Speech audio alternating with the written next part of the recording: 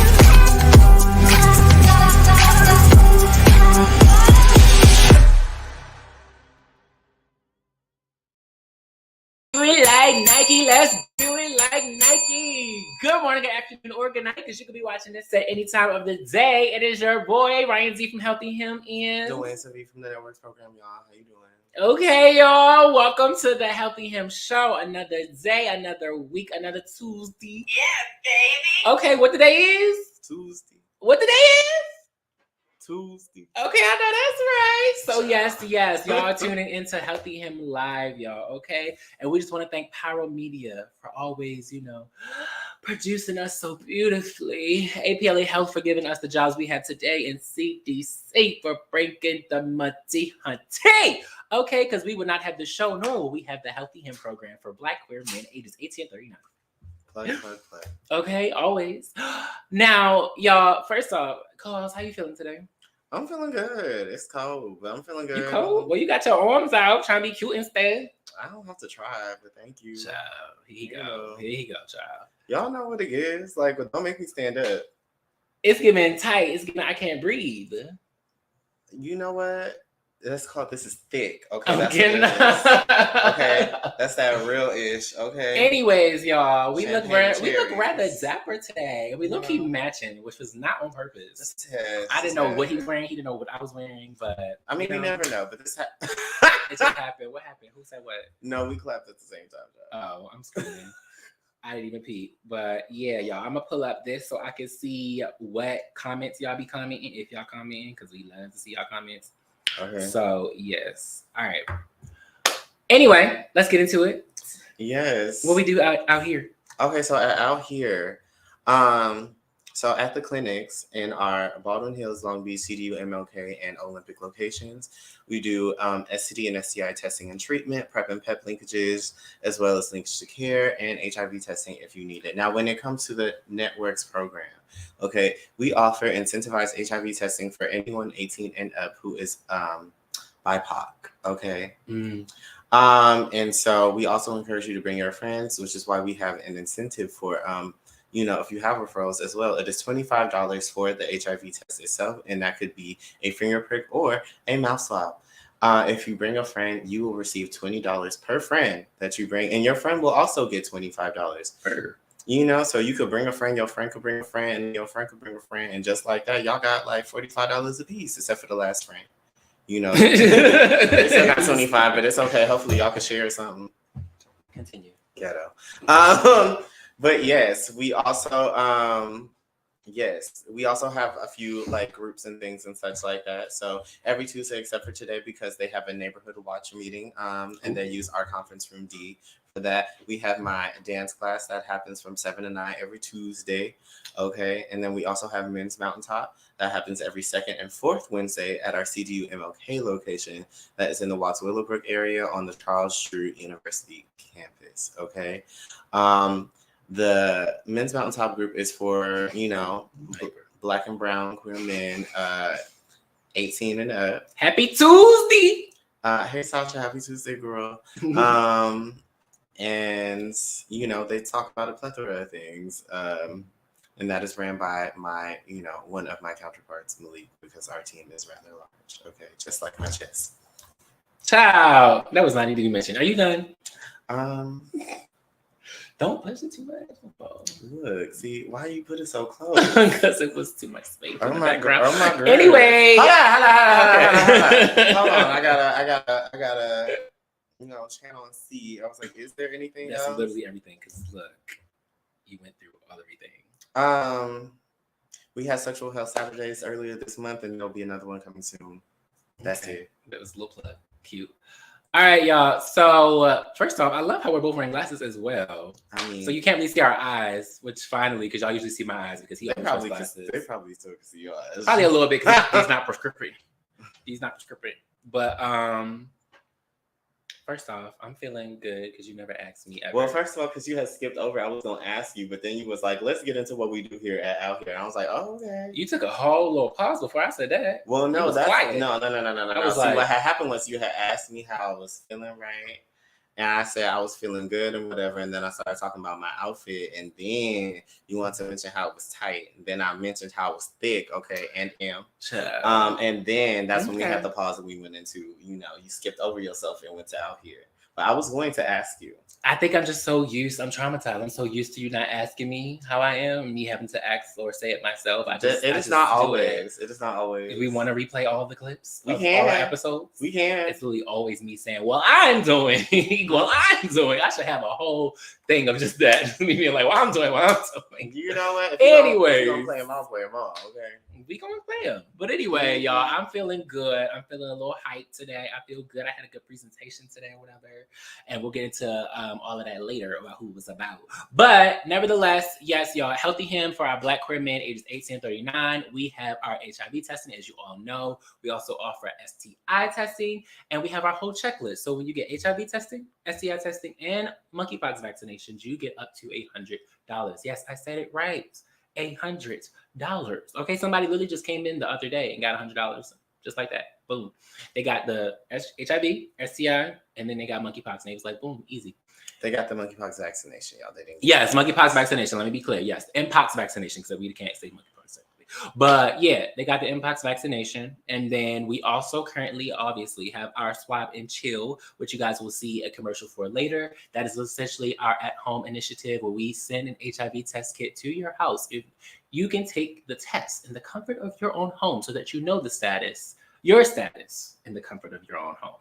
And it's just a swab of your mouth. You send us the results and we send you the gift card. And it's just like that. We send you $25. Boom.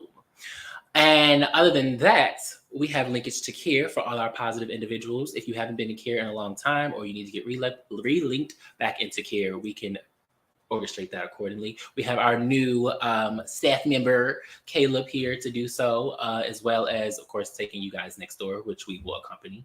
But also, we got our groups. So as he mentioned, they have their groups for networks. We have our groups for Healthy Him. So on Mondays, every Monday, we have POV, okay? Point of View Mondays, where we have a runway class. It's a runway boot camp, okay?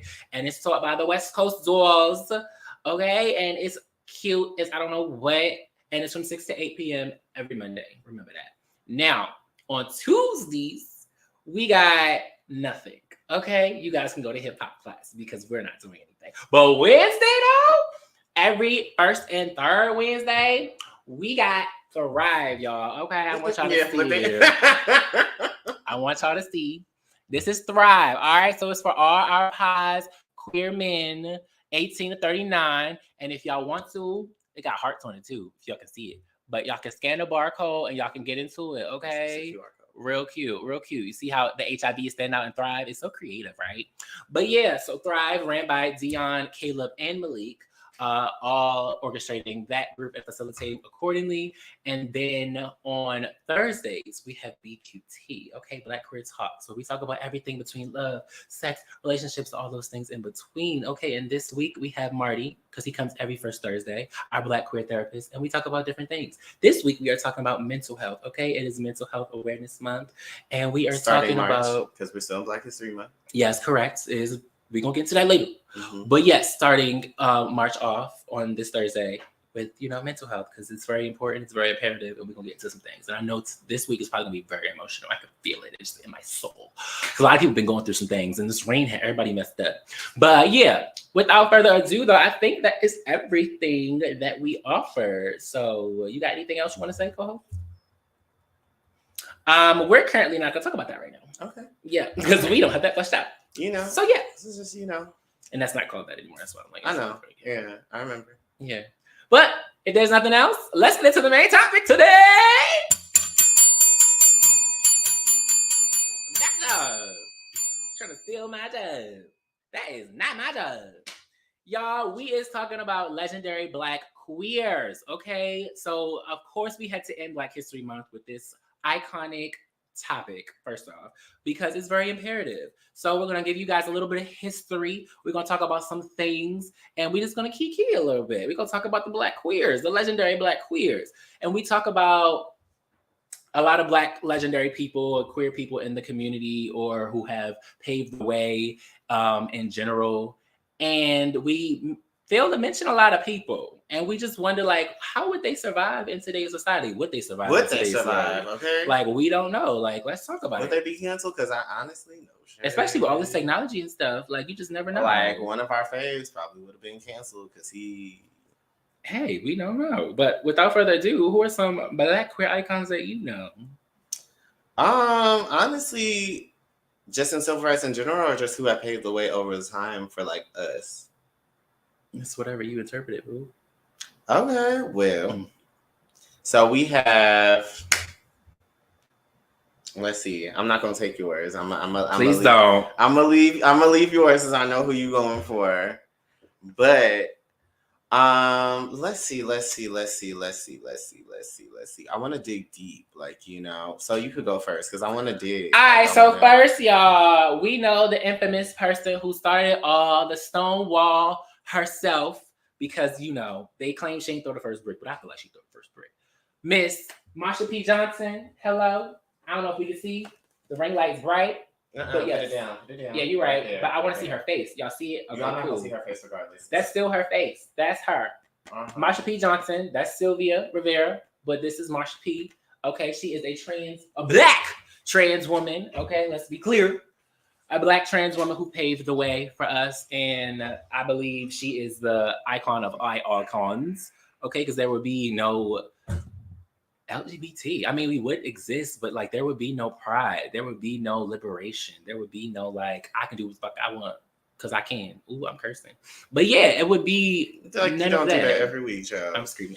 But I don't feel like we would have all the liberation we have today if she didn't throw that first brick and lead to, you know, the prides we have today and all the freedom and liberation and positivity, both body-wise, sex-wise, all of that. It's just, I live for it. Ooh. So Marsha P is one, of course.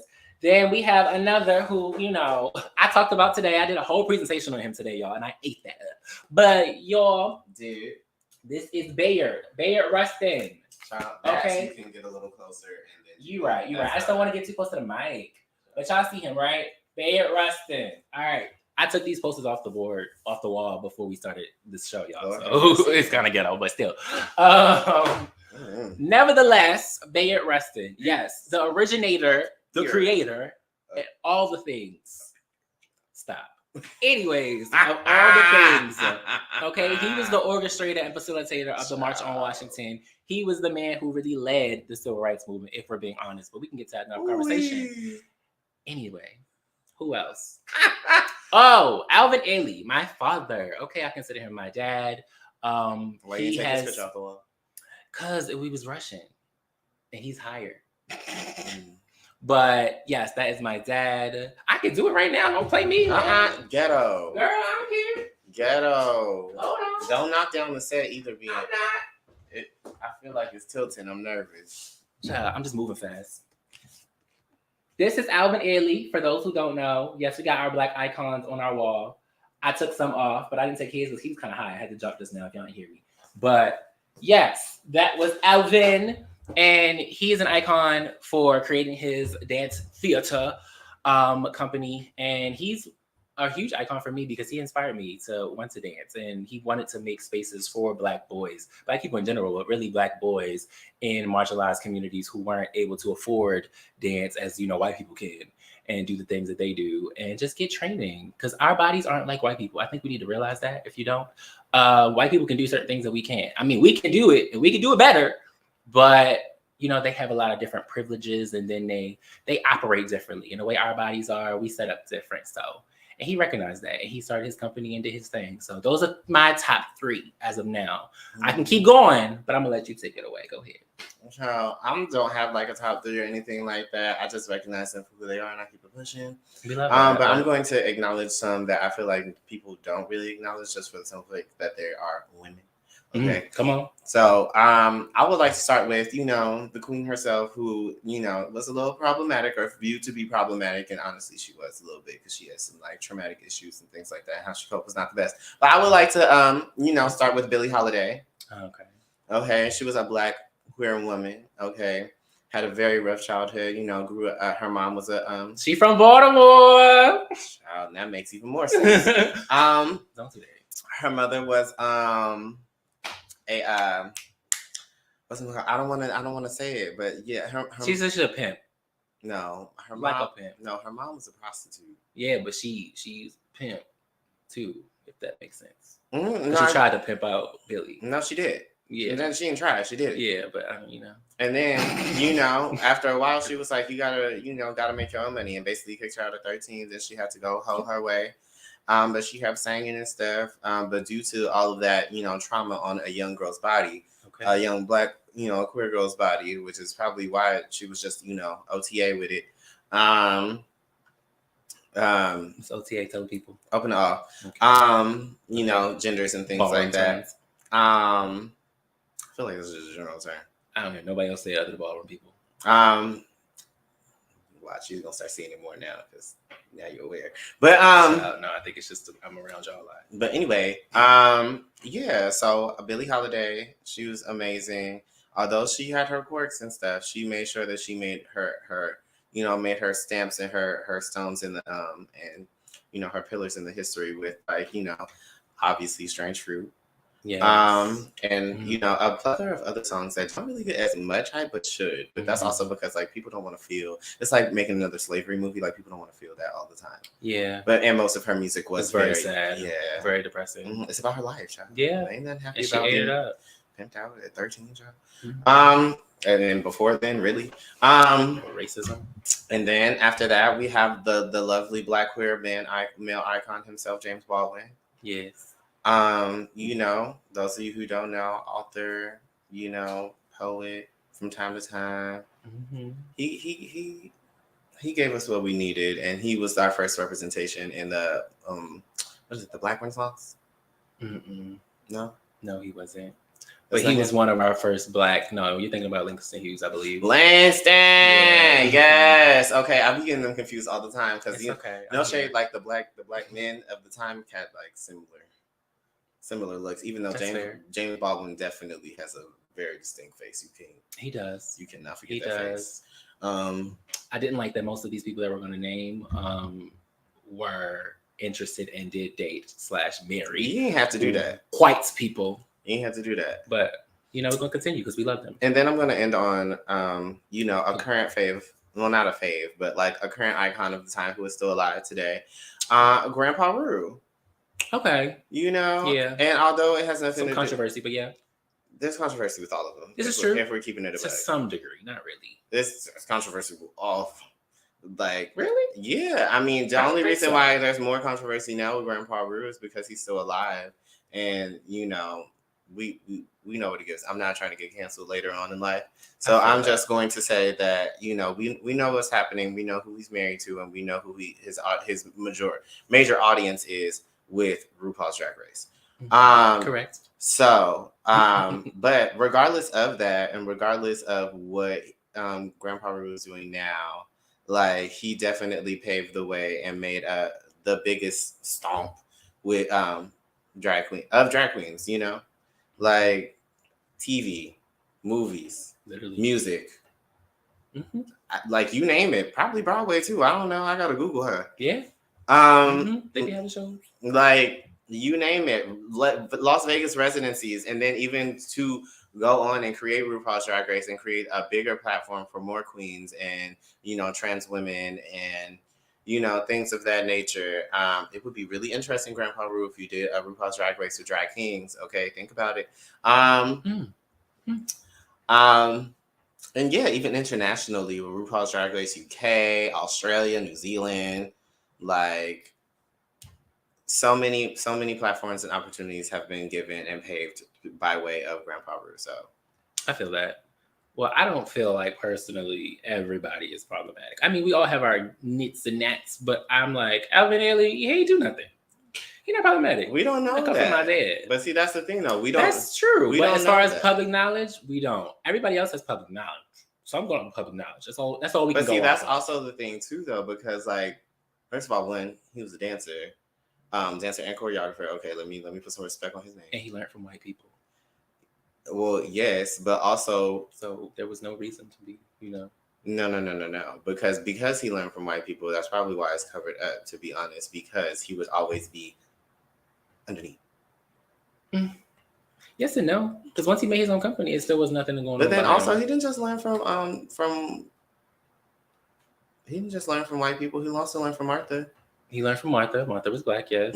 But he also learned from Horton, which was one of his major pillars, because that was one of the first people he worked with in his career. Yeah, but Martha is the one who he trained under before he took off and made his own. This is true, but still. So I feel like she started him. But I feel like she was the major influence and inspired him to do what he did.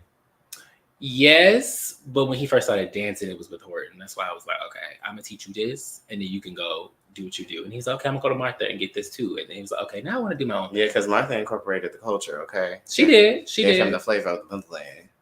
I feel that. Period. So what tool do you feel our ancestors used then that are potentially dangerous to do today? I mean, I honestly would start with like sit-ins and protests. Why do you feel like that? We can still do that. I mean, we can, but now they got rubber bullets. I mean, not like they didn't have hoses and stuff. Exactly. That's even worse. You know how strong I'm just saying, like, even then, I feel like it was too dangerous, and I don't understand why people do that now when we have so many other options to do so. Like we have. What are we gonna do? There's so many things we can do. We can have. Tell me. We can have petitions, legislation changes. Like there's so many things you can do by way of the internet now. Do you think that is going to work though? It's going to take time, but it takes a lot of time. It doesn't take more time than any other thing that has to be passed by the law. It typically does, it's because just they a matter don't listen of like to us. People don't listen to us. That's why we protest publicly. That's why we riot sometimes, because no one listens to us unless we're being violent. That's what's up. But that doesn't necessarily have to be true. Oh, hold on. Correct. So, come on, because we know you dance too, child. Actually, Catherine Dunham, yes, you're right, and Lester Horton, Graham, which is his previous company. If you look at his famous work, it's more Dunham and Horton techniques. Yes. Yeah. They mentioned that. Thank you, Kwame, because I was thinking about Catherine too. But yes, Martha was there before. And Catherine was the one who had the. Yes. Okay. Horton was a huge influence, though. That's the main thing I was trying to say. But go ahead, continue. You don't feel like it would be. I don't feel like it would behoove us to do that, and I feel like it doesn't have to. We don't have to act out. We don't have to act out. We just need numbers, and that's just really what it is. Like we don't have to write. We don't have to. I mean, yes, protest, because protest comes in different forms. So that is why I'm going to say we can protest, but I don't feel like we have to lay our bodies on the line for change.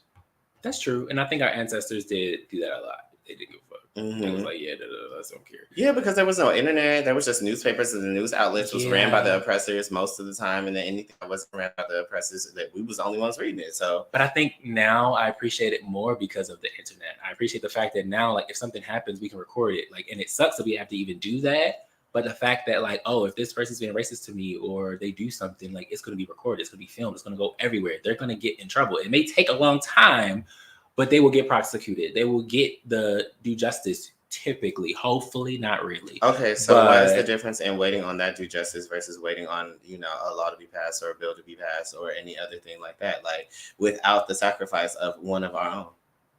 What you mean? You have to wait regardless for justice, is my point. Yeah, I get that. I agree. But at the same time, it's like, our ancestors being so like riled up, even with slavery, post-traumatic slave syndrome. It's still that feeling that all us Black people have. It's like, I will die for this. Like, I'm going to die for this because I don't care. And that's just how they were. And that's a problem. Hey. That's problematic because you're not thinking.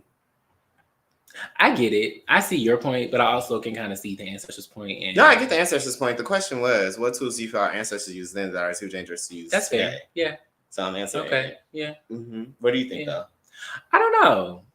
I feel like they did what they had to do then. Exactly. That's what they had then. Right. I don't feel like anything would be too dangerous because I feel like people still do protests. People still do sit-ins. Sure do and got shot. Right. But like, and these rubber pellets and stuff, like, this is nothing new. Like, they've been doing hoses. They've been getting the dogs out. Like, and I feel like that's worse than now because like those hoses are very powerful. They were very fucking powerful. Like, the rubber bullets hurt, but like hoses used to have bitches flying across the room. Yeah, like, but I don't know. They still put holes in people. What? The rubber bullets? They don't put holes in you. They put a bruise, like a huge mark. Nah, some people had holes in their skin from the Black Lives Matter rallies. From what I've seen of people who got shot by rubber bullets, I'm not going to say their names, but people I follow, well, I can say one name because he's a huge advocate and a Los Angeles native. Kendrick Sampson. He's huge, activist in LA. He be out all the time. Oh, the light skin man? Yes, from Insecure, correct. Mm-hmm. Yes. Nathan. And yes, correct. He played Nathan. But he's always out in LA. I see him all the time. And he's actively always supporting Black Lives Matter, obviously. And he's got hit with rubber bullets multiple times. Like, and all it's ever been is like a big bruise. Like, it may bleed a little bit because if your body's sensitive, your skin is sensitive. Like, it's just that.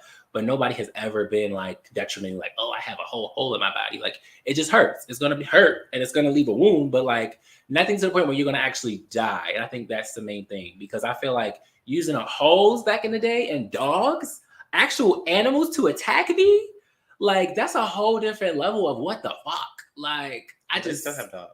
They do, but like, I don't think they use dogs now to attack us when it's like a normal protest. They be like, oh, get them. Like, they used to just do that. They used to be like, oh yeah, go ahead. I mean, obviously they don't say that they're using the dogs to like attack us, but they say that we have the dogs here because we're looking for drugs and things like that. But let's keep it a buck. Like, you're looking for drugs in the midst of a protest right now. Like, I get it, but bigger picture. Yeah, I've never seen dogs at a protest, actually. But hey, if it happens, it happens. I don't think there has been any wild story where dogs have attacked people nowadays or in the present day. No, not that I've heard. I just think, yeah, they had it hard back then. They really had it hard back then. So I kind of understand where they came from. It was like, look, if they set these holes on me, like, literally, it's going to be what it's going to be. Like, well, yeah, because again, resources, they didn't have any other options. Yeah. Many other options. I agree. I definitely agree. Mm-hmm. But we are about to get into commercial break because we about to, run over time. So we'll be right back after this.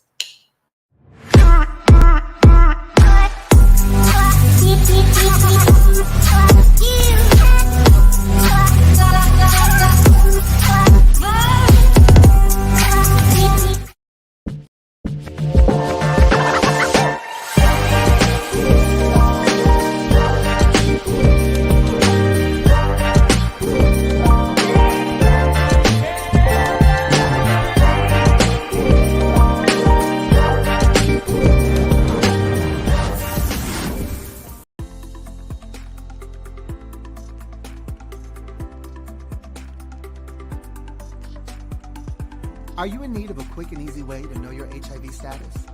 Swab and Chill is a discreet way to learn your status in the comfort of your own home.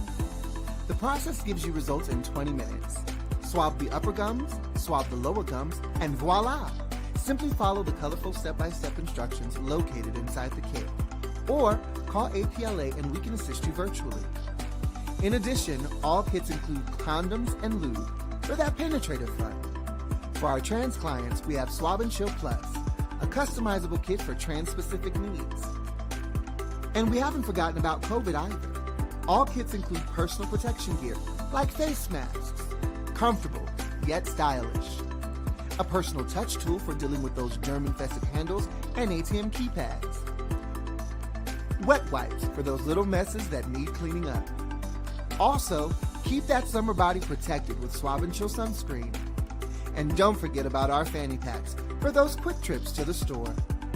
All this can be yours.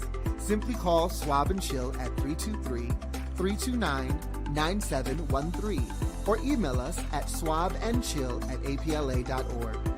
We would love for you to be part of our Swab and Chill family. Come swab and chill with us!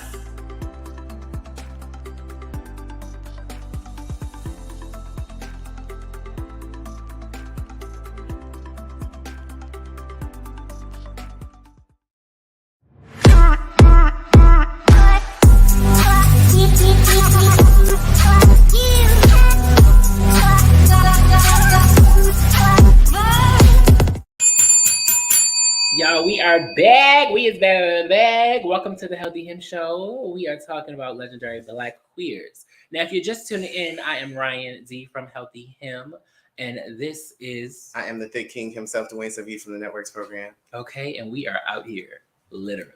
Now, we were talking about legendary Black queers, y'all. We were talking about the Bayard Rustins, the Marsha P. Johnsons, the James Baldwins, the Billie Holidays, all of the icons and what they contributed to the Black queer community, and also would they be able to survive today? Like, let's talk about it. Would they be icons today? Okay. Would they make it, or would they have been canceled?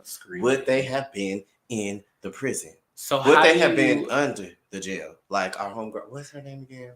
It don't matter. How has advocacy advanced over the years? It does matter. Oh, damn, and they had a whole thing like say her name. Shit, I forgot. But just know we still think about you, girl. Okay. What? We gotta go. We got a show. So let's continue. Yeah. Okay. Yes.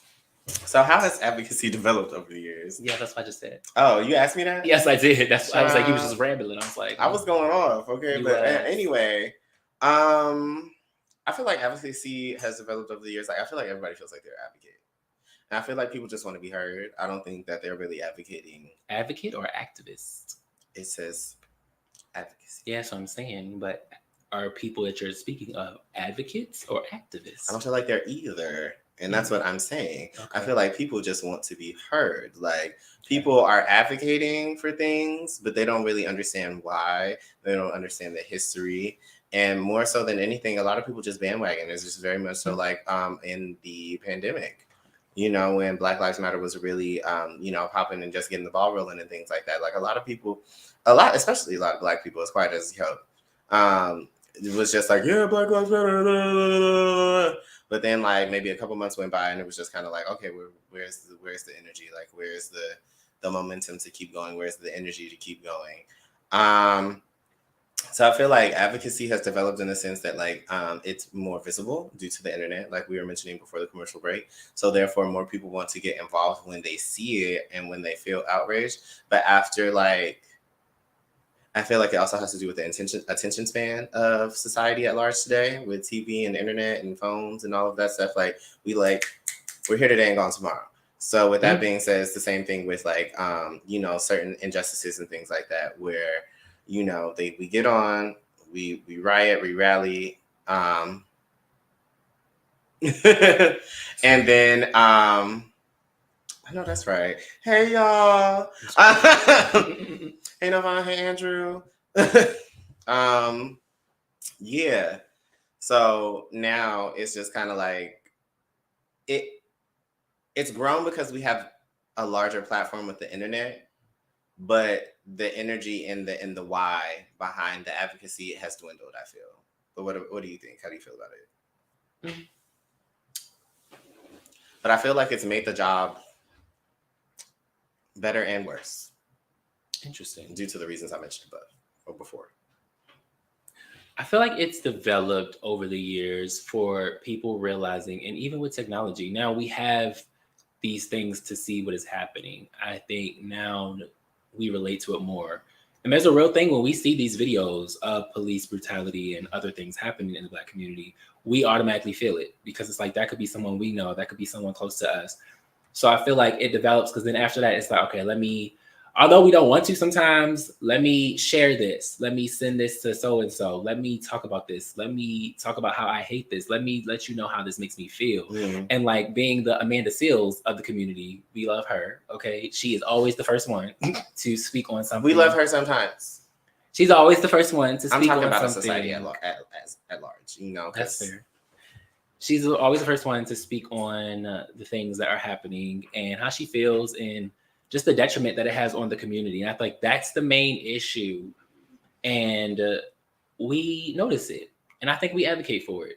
As far as activists, because I just like to compare the differences. And for the differences, for those who want to know, Gemini. a person is, duality. A person who is an advocate is like, you're advocating for someone. You're like, oh, you know, I think you need to get this promotion. So I'm going to tell them, like, give you this promotion. Activists is like, I'm actively doing the work. Like, I am out here really being like, no, she needs this because she does this, she does this, she does this, and she does this. And guess what? I'm about to sit outside your office until you promote her because I don't care. Like, you're going to promote her right now, and I'm not leaving. You can fire me, arrest me. I don't care. I'm locking my, like, it's active things that you're actively doing rather than being an advocate. That's that reckless behavior that I was talking about earlier, though. I cannot. No, it's just activism. Because there are other ways to be active. It is, but I was just going off of that way because I like that way. I bet you do. But there's variations. She's going to jail. I cannot. There's variations to activism. You need to leave. Variations to activism, and I feel like a lot of the activists that we know in today's society, in the Black queer community or in the Black community as a whole, have been those outliers, like who've been those like people who like, I'm an outlaw. I don't care. Like, I'm gonna do whatever I want to do. Oh, it makes sense now. What? It makes sense. I cannot. Whoever's been an outlier and just being like, true. I don't care. Like, I'm gonna do what I want to do at the end of the day. That's just who I am, and that's just no I matter what the repercussions are. Exactly. No matter if it costs your livelihood, your job, we'll your deal house, with that later. Your car. It's more so going down in history, as they all did, because we're talking about them today. Going down in history. There's so many more people who was right next to them. All right, we have never heard of their names. I'm speaking. I'm just saying. So, yes, there's a lot more, but being the fact that they are so known in history, these individuals have done a lot to be known, be seen, and still go down in history as they are. And although whether it's reckless how they went out or whatever the case may be, they're still known. We talk about Harriet Tubman to this day. That is my great relative. Okay, and I have the book to prove it, y'all. If y'all didn't know, yes, I am related to Harriet Tubman. I think that's why I have the demeanor that I do with a lot of things in life. But at the same time, it's just like she did what she had to do. She knew, like, taking these people on this ship and, well, not even ship, a boat, god dang, across this, that could get me like killed, dragged, hung, a lot of things. But I'm doing this for my people. So when I do this, I know what the repercussions could be. And it's like, you know what? I'm going to do it anyway. Because I'm trying to not even go down in history, but do a good thing. Do the right thing. See, again. No pun intended. Come on, Spike Lee. Different times. And even for that time, she still did it in the safest way possible. She didn't do it in broad daylight. Nor did she boast about it and be like, oh, y'all, I'm about to take y'all out of here at the ass crack of dawn. Nobody really boasted about the things they did. No, but that's what I'm saying is, like, there was still some intellect, some strategy, some thought put into how she did it. She didn't just be like, let's go. Like, And that's all I'm saying when it comes to like these things like that. Strategy. Yes. Of course. Because I agree. The times matter, y'all. I agree. And it's completely different now that, you know, we have technology, we have different resources, and although racism still exists, there are certain laws where it's like you can get arrested. Like if you discriminate against a gay individual, a Black queer person like myself, that's a hate crime. We didn't have that in the past. Before, people could like just beat us up, and we gotta deal with it. I mean, low-key, we still don't really have it for the whole community, if we're being honest. It's true, but as a whole, if we do file a hate crime, like they have to be prosecuted essentially. Or they need some type of consequence. They get some type of consequence. Yeah, they need to be prosecuted, but the consequence is it varies. It varies. I'll say that much. To be determined by who the judge is, who's being represented, what evidence has been struck from the record and what has not, et cetera, and so forth. We know how it goes. It's been going like this since it's been going like this because white is still right to this day, unfortunately. But moving on, what has the new generation done to pay homage to our Black queer icons? I think they don't really know their history, and I think that's a huge thing. So like a lot of them don't even know a lot of I feel like a lot of people know Marsha P Johnson because that's I feel like people know of Bayard, but they don't really know the context of which, like, I presented today. A lot of people don't know Alvin Ailey. They don't know all of these people. And I feel like they only go off of what schools teach them. And this is why we have African American studies. This is why we have critical race theory. These are things that are important for the Black community because y'all don't know otherwise. And we going off of what they teach us in school. And that's not always the truth. They just tell you what they want to tell you. And they erase a lot of Black queer individuals out of history. And they have.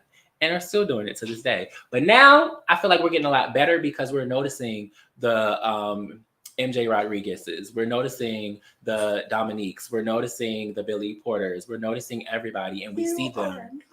So it's just like I'm narcissist. They're getting their due just. Like they're getting what they deserve. They're getting their flowers while they're here. Because I would hate for them to like move on, you know, too soon and then not feel like or not be acknowledged for everything that they've done while they were alive.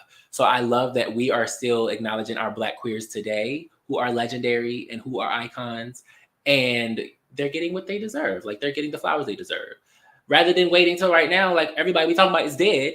And we just like, oh yeah, we are icons. But it's like, they knew they were icon, I'm sure. But still, it's just a difference. I mean, they probably didn't, to be honest. But the new generation, I feel like they advocate, they don't know. So that's my answer. Like they just don't know. So I don't know how they can do what they So they don't pay homage?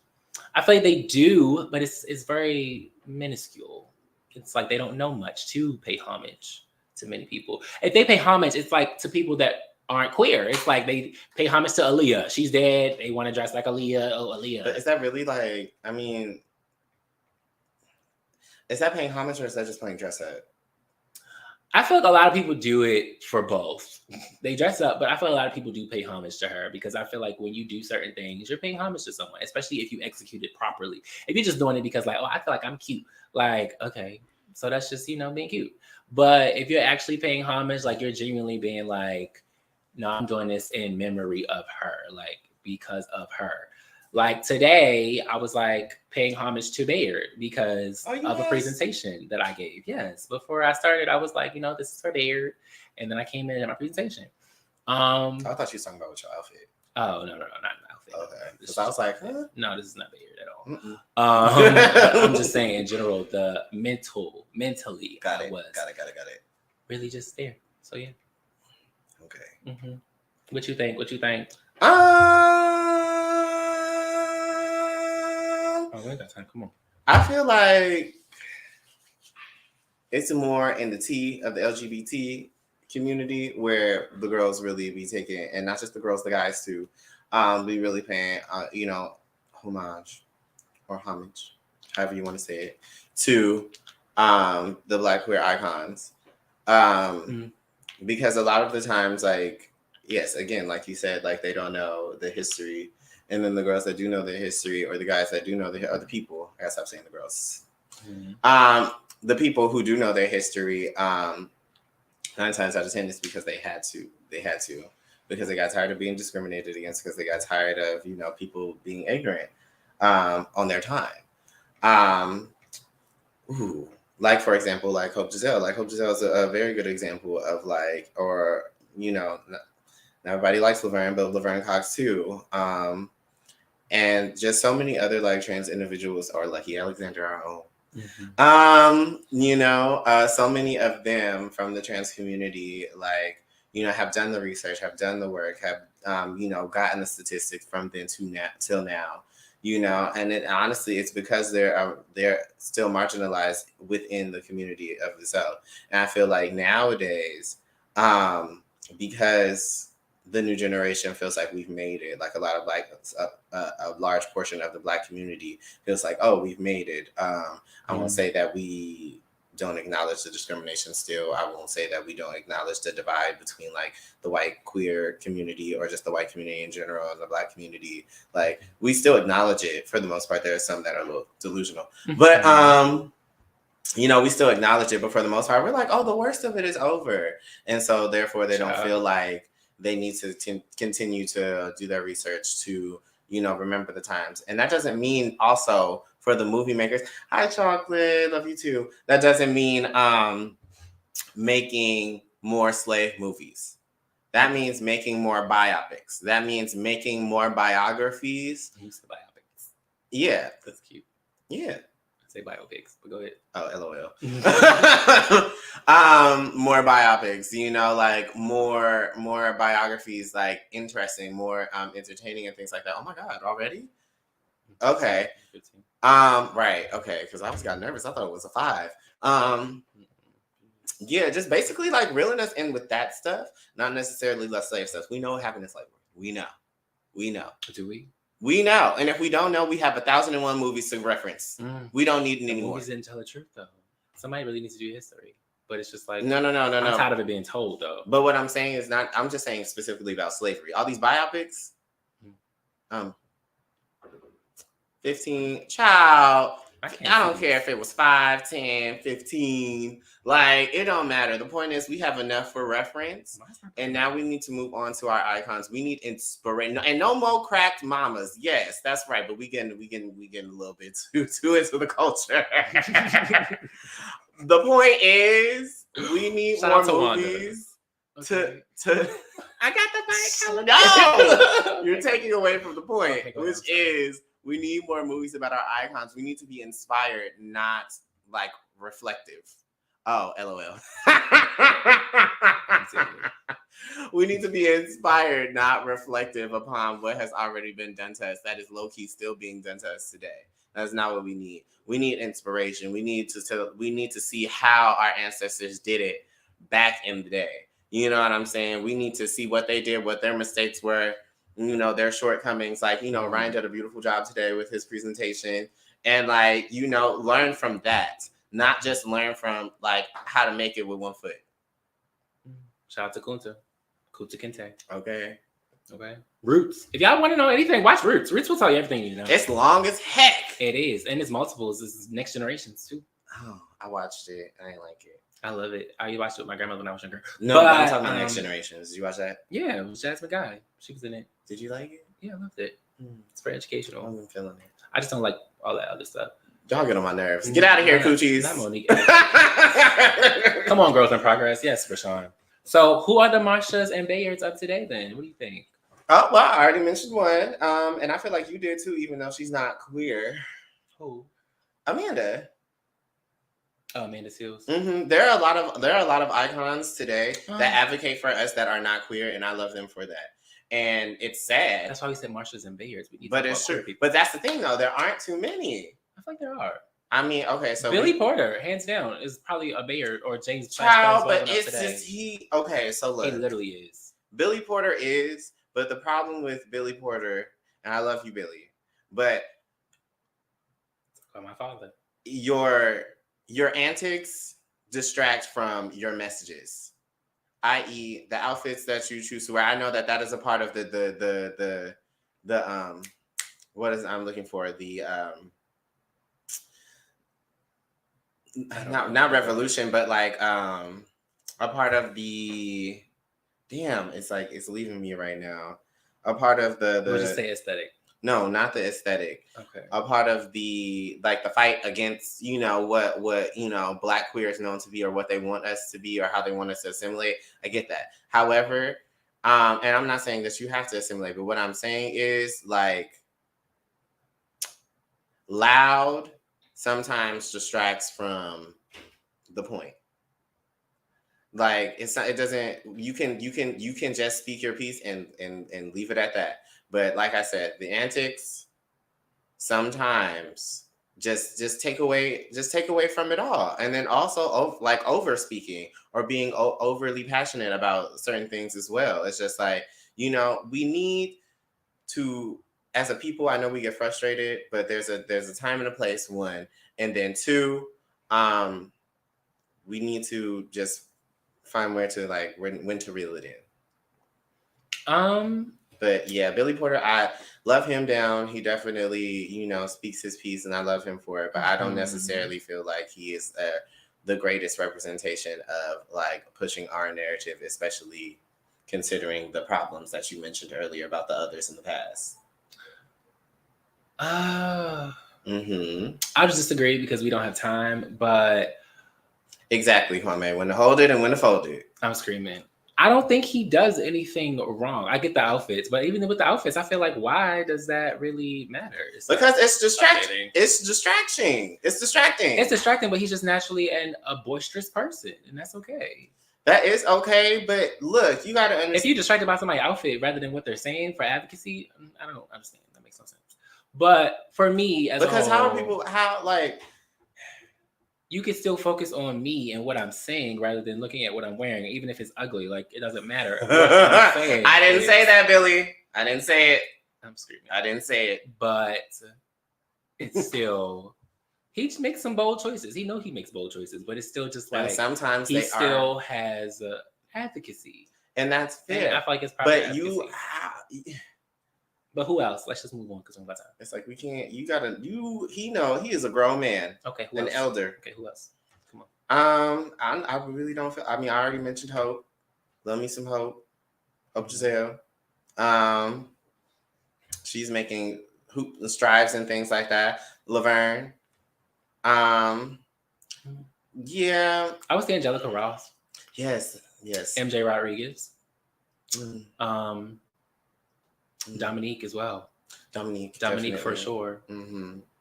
I feel like all three of them. I can't speak the same for Holly. I love Holly, but like, I don't see her do much advocacy. I mean, she does. She does advocacy, but she does more nonprofit work, and that's because her husband. I don't know if they're still together.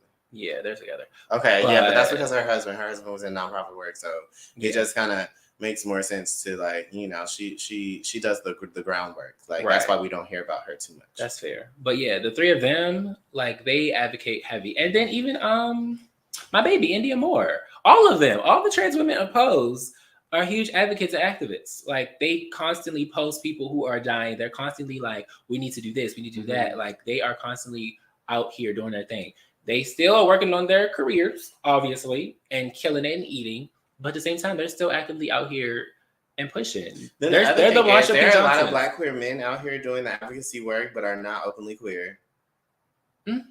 They have not openly said out loud that they are queer. There has been. I have. It's me. Child. Anyway, I'm talking about like celebrities.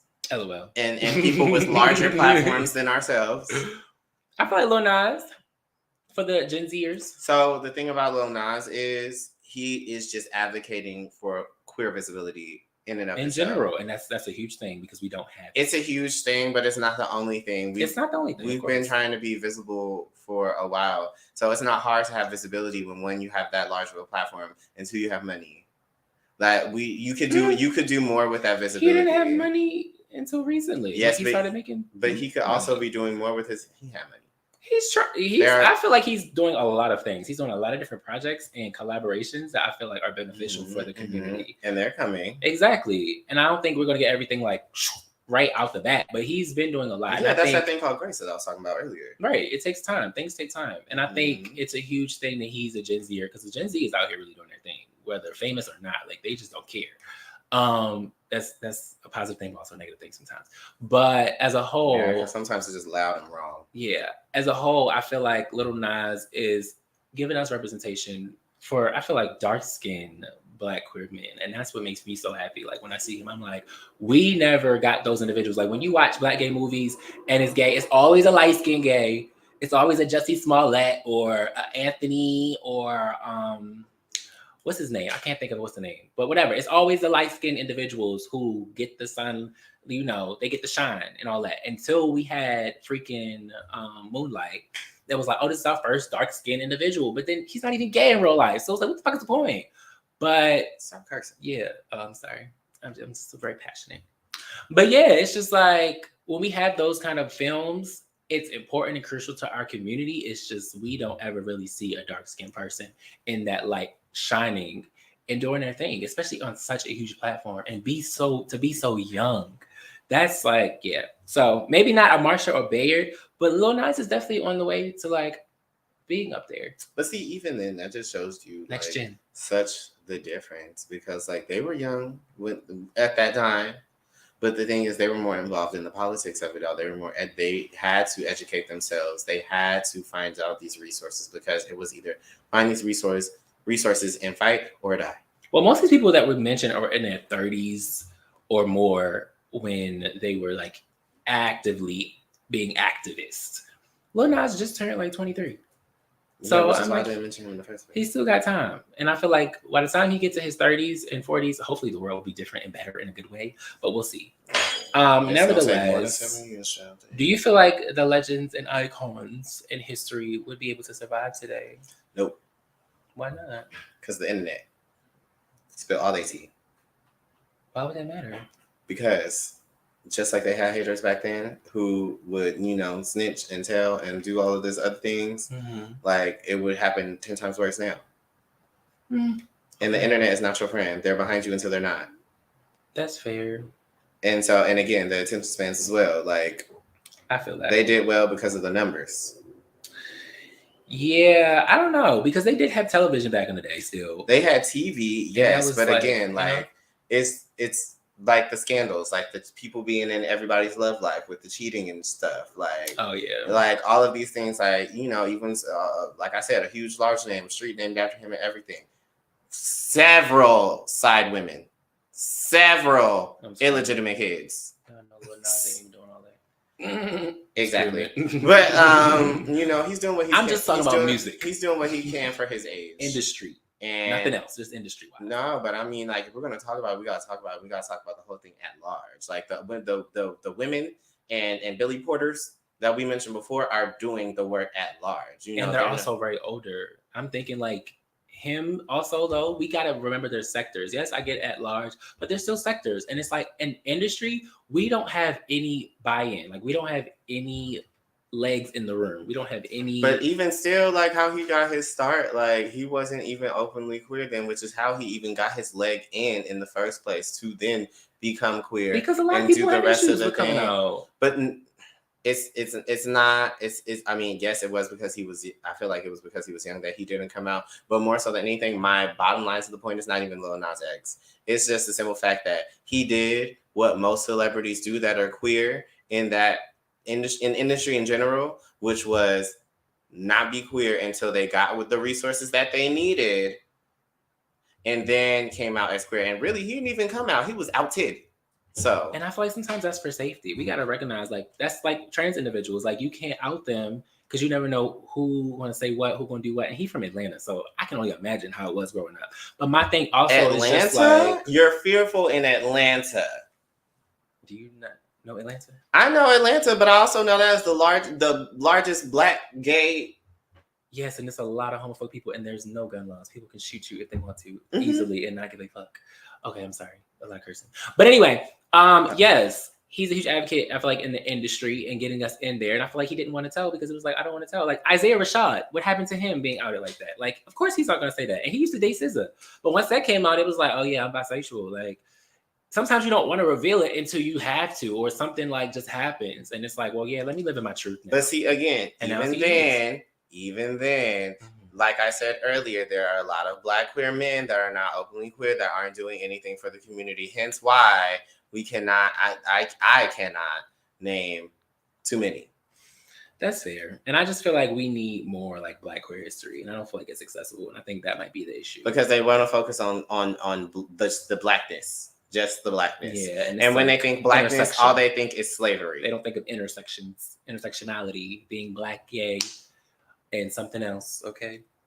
But without further ado, we got to wrap up really quick. So to end with our advice portion, what advice would you give our viewers who want to learn more about black queer history icons of our time, but don't have all the resources? Start in the smaller streaming platforms like Amazon Prime, Tubi. There are some on Netflix, but for the most part, you're gonna have to Google this, and they're probably gonna be bootleg. It's because most of them, when they came out, was on VHS. So these are literally VHS rips that you're going to have to sit through. And I'm not going to lie, it's going to be tedious because movies were long back then. They were, believe it or not, they were longer than an hour and a half to 2 hours. And it's not a Marvel movie. It's actually about people's lives, okay? You're going through little studio apartments, especially with these ballroom documentaries for the girls who want to get into ballroom. You're literally going, like, little camera, going through, seeing their clothes in, like, garbage bags on garbage bags, like But basically, yes, Google it, because that's all I can say. Because and it's not gonna be fun. It's not gonna be interesting. It's gonna be real. So if you really want to learn, you have to really want to, because otherwise it's gonna be very boring. And yes, watch documentaries, watch all the films you need, look it up, websites. There are multiple websites for history. Go to literallyhistory.com. You can find out all you want to. But also read books. Read books. A lot of books are out there for your knowledge. So without further ado, it's your fave duo saying bye.